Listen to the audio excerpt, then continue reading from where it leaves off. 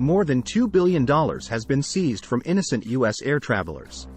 That's why you should never travel with cash through a U.S. airport. There are many good reasons why you might want to travel with cash. However, if you're traveling in the U.S., even on a domestic flight, you're more likely to be robbed by U.S. government agents than by any petty criminals. Thousands of travelers carrying cash have been targeted by Homeland Security agents in recent years.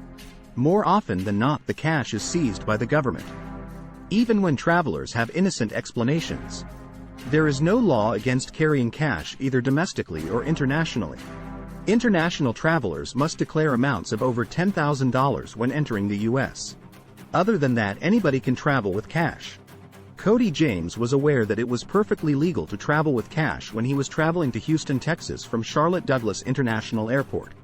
While he was having a beer, waiting for his flight, he was approached by two Homeland Security agents with sniffer dogs who wanted to search his bag.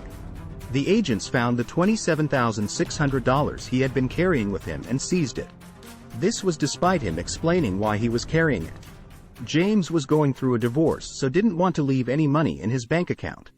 This made no difference to the agents, who seized the cash anyway. Lawyers' fees to attempt to retrieve the money would be more than the amount that was seized. In June 2020, Ramon Leon was traveling from Raleigh-Durham International Airport to California. He was on his way to California to buy some fish tables for his gaming business from a supplier there.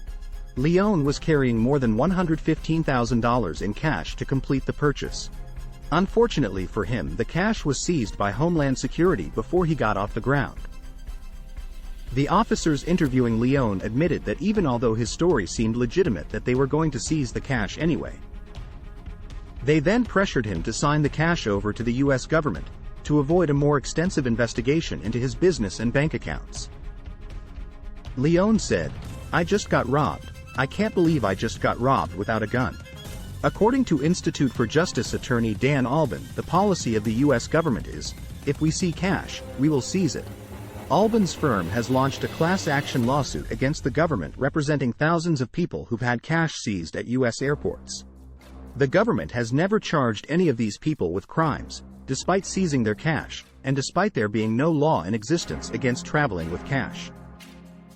The vast majority of folks who've approached us, we've looked into their situation, and it's not at all evident that these folks are criminals, Albin said. They don't have to charge those folks with a crime. They don't have to get a conviction in court. They can just accuse the person of having some involvement with drug activity, and they keep their cash forever. Traveling through any airport, you have no privacy whatsoever. Only travel with items and cash you're prepared to lose. That's the reality of travel nowadays. In particular, when traveling through U.S. airports, be prepared to have any unusually large amount of cash seized with almost no way to recover it.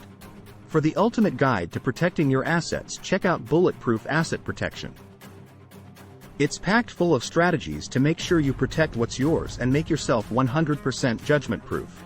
Using the strategies in this report will make it impossible for any adversary to seize your assets. You can find the link in the description. Thank you for watching.